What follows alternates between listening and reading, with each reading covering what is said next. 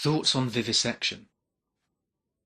How much is taken for granted in the phrase motion picture, but deposited in its early forms, the chase and the fantastic voyage? All forms of locomotion committed to the hooded box, the flammable strip. Simple ballets of cause and effect stretch the confines of the frame, accruing a logic for entrance and exit. And so the film still captivates through its complex seizure, the way celluloid blemishes as irritant forms boil under its skin. Outbreaks of rash movement score the grain. It flickers and swells as if a body might drown in light and limbs distend. Bergson was right to fear cinema and the mutations of natural perception it initiates.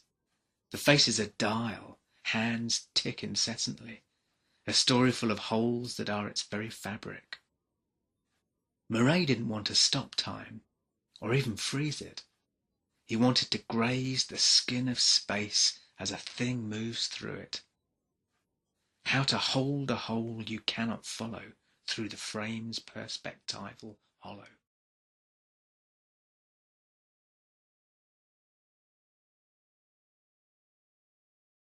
Everything is subject to motion, and everything is motion's subject. Suppose a horse transposed to a dark field, struggling against the light. The reassembly lines douse for amplitude, force, duration, regularity, and shape. Elision is the collision of space with time scripted. For what kind of a grip might I have, gentle enough to hold, kind, the very things vision must leave behind?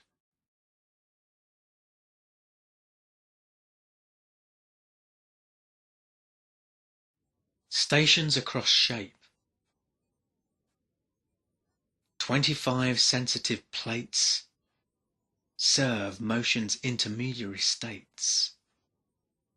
Dead time in a box, hide, glint, and gate. The illuminated body waits to gain its cells, stations across shape.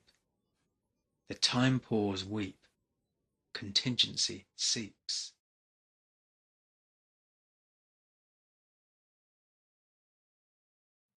A halo around here.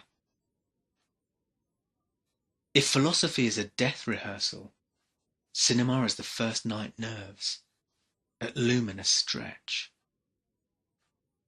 Roaming the intermission as moth the flame, narrative came to film, magnetically circling its own story. Murray's chronophotographs hinge on the frame, in which a bird sits, a caged referent, trembling.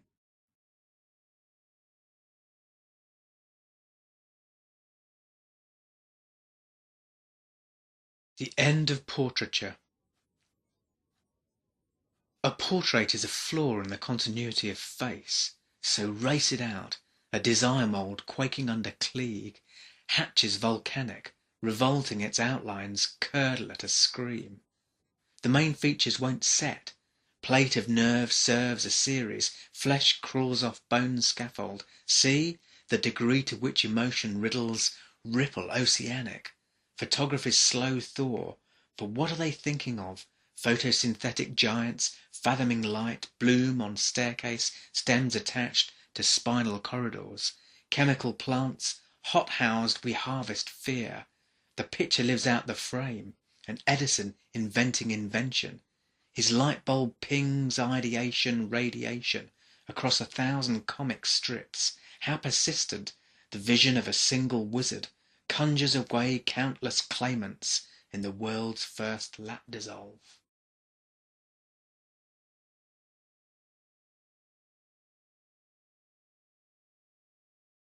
The Islands of Dr. Murray.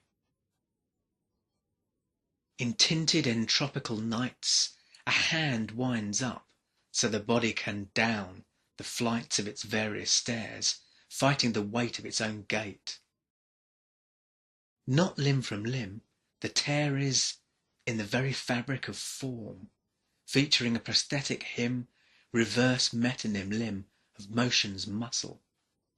Embalmed, so many daddies claim the mummy, bandaged in patent, between funeral rite and birth pang, metal fangs seize the perforated pose and run it over the threshold of illusion.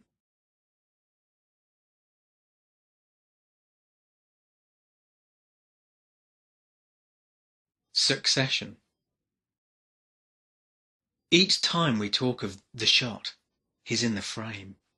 E. J. Murray. Rifling motion in the ineradicable notion, picking up pieces, puts together the locomotive whole. Each time we talk of the shot, he's in the frame. E. J. Murray. Paradigm buried under shift, to surface, story scripting bends. Each time we talk of the shot, the frame crowds, splinters of origin in grain, stock its own story, both weapon and wound. Each time we talk of the shot, a glass plate drops, pieces of photo, gun cotton, collodion, continually dressing the wound, leaking frames.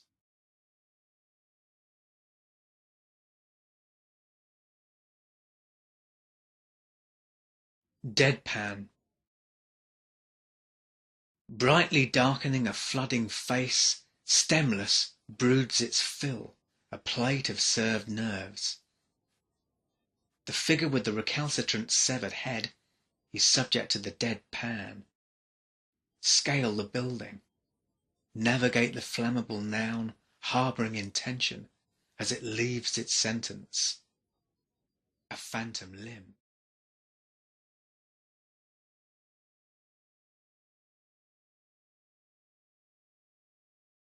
Patent graft. On the seabed of space-time fled, objects stare down subjects. On the predicate their filmy gaze is the glaze on hunger.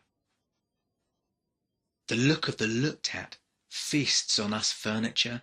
In the no time between frames, white flocks flare, pulling out all the stops in succession. Hand-cranked, vascular vehicles lobby the vestigial dark. A volley of gesture stretches the conductive skin. In the dressing of a wound, material origins of celluloid film, Murray stalks the still, moving across Neapolitan hills.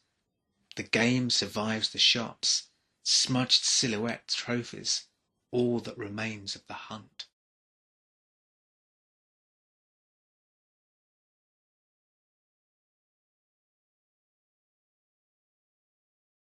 The first audiences reported feelings of seasickness. Coleridge's philosophy of evil, abandoned, floats to the surface of a silver sea revolting in tinted tidal flux. I closed my eyes and kept them close, and the balls like pulses beat, for the sky and sea and the sea and the sky lay like a load on my weary eye, and the dead were at my feet. Murray shot a bird 16 times per second, peeling sibylline leaves off motion. Those early mariners cast on a silver sea of chemical fixity, engulfed, navigate flammable nitrate nouns, optical wrecks adorn the sea floor. Lucifer's lamp spies land, modernity's bends curdle all the liquid in the body.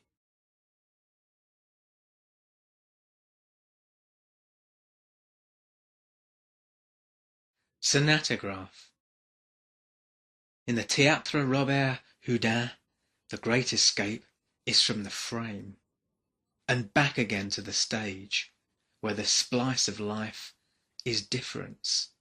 Between tautology and metaphor, the shot fires a blank to canvas death as tear in the fabric of time. A trick panel deep in synaptic foliage, rips leaking, space, imagining a voyage to Termini itself.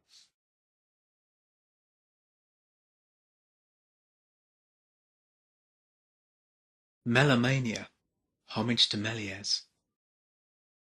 There's a new headline in the land of silver rain, celestial body swallows train.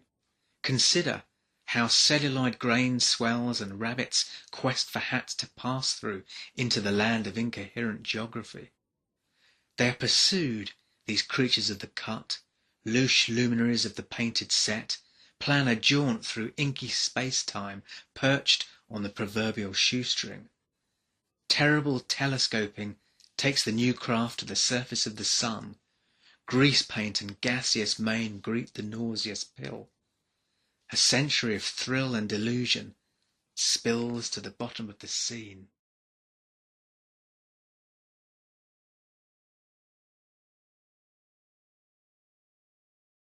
Possessive apostrophe. At a performance of Dr. Caligari the other day, a shadow shaped like a tadpole suddenly appeared at one corner of the screen. The monstrous quivering tadpole seemed to be fear itself, and not the statement, "I am afraid." Virginia Woolf. In the moving past, something tastes of mint, printing of matter and coin. Beginning in the lab, patently the pain is a case for the payoff, a cabinet even. For the debris on the cutting room floor doubles as a seabed, and it's swelling there bottom right. Tumoresque tadpole in amphibian night. It phosphors, this fostered child, fetal, fatal, comma or colon, our submarinal appetites swell. The drives at various speed will soon settle.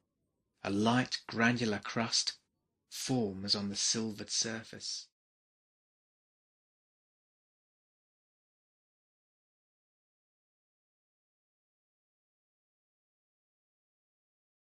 Murray's revolver.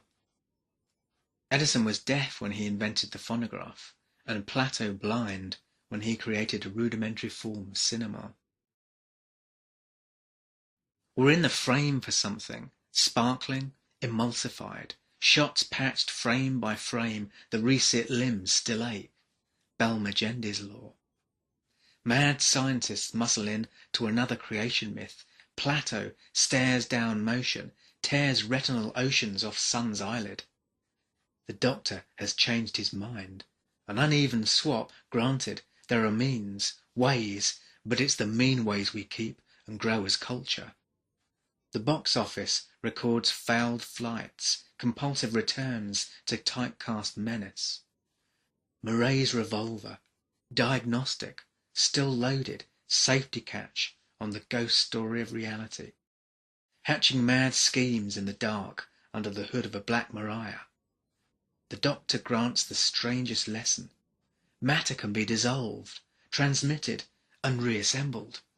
The audience will never buy it. It's 1936.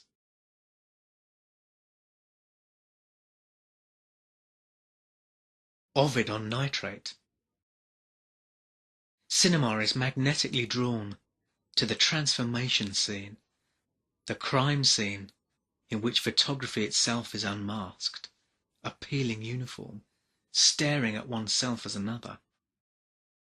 Henry Jekyll grips his own throat, the hand a phantom lens he rocks violently to rest from. John Barrymore's makeup, a vision of cinema multi-limbed in motion, arachnoid and elongated, yet strangely hunched, a body spilling its frame. When Hyde removes his hat, the head is an appalling bulge. Through thinning hair, something wants out. The spectral spider that seeks and seeps into Jekyll's lair ate Blake's worm.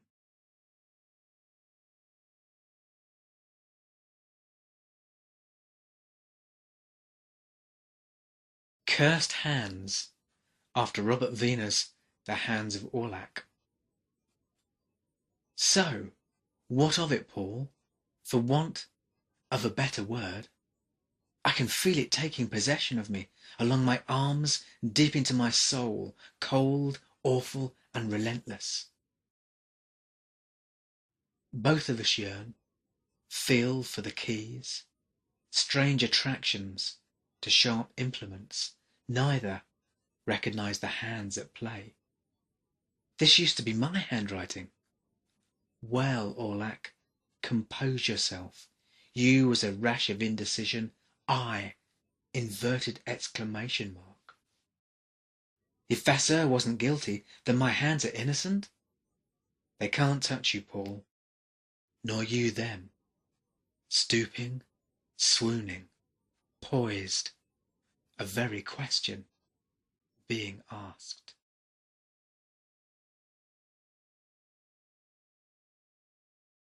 On looking into a still from Murnau's Nosferatu. Magnetism of the still, motion's mock-up for the deep freeze of commerce. It runs on, your utmost animation. Max Schreck clutches for a vital organ, already converted to negative. The tightly buttoned coat can't contain it, a beam of sunlight, the true stake, sees right through him. This is the anti-birth of cinema, photography's revenge on projection, cooling inflammable art to autopsy. But the windows are open, paired like a chest cavity for all Bremen to see, the nitrate symphony, glinting, incandescent for an age learning to dissolve.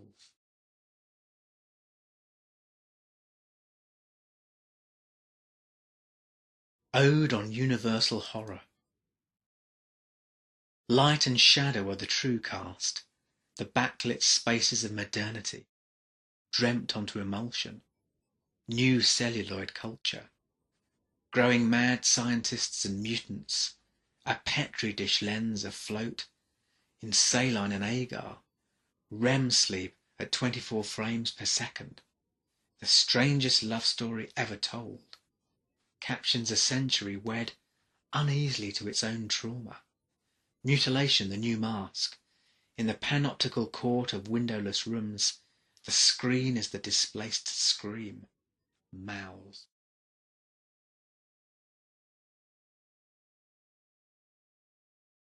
Mask for Jack Pierce. Jack's out of his box again, and the downturned lids are economic.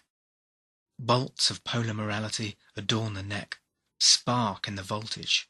Scars form a new star system, bladders, putty, collodion. A new cosmetics, aesthetics of disfigurement, shall make up death for a living end. A mask of postponement, patents are issued, lines snake the box office, lasso the fear egg hole. Yellow moon-ooze, nightmare culture blooms in nitrate, a lunar slither, leaves light trail, projection. Modernity's mollusk carries its homelessness, everywhere shelled.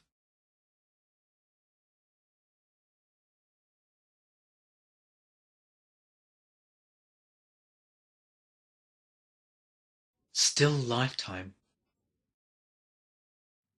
The obligatory graveyard scene pays homage to those early disciples of light, slow to expose a face, something like theft. Interiors in the open air, silver crystal, crown of concentration.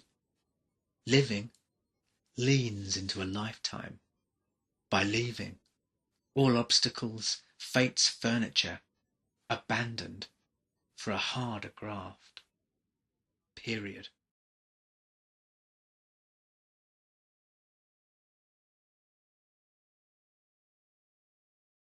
Death by Snowflake. Between films there is no Lon Chaney, just as between frames there is no motion, though you run on, as a frame through its composite traces replaces currency with form. nods towards corporeal dawn until it's settled, a cranial crust. But don't step on it. Crossing the sound barrier just once, throat pockets stuffed with fake flakes, against luminous microbial skies, Professor Echo throws his voice away. Furious baptismal bloom, frisking for form, amoebal outline, cotton eidetic storm.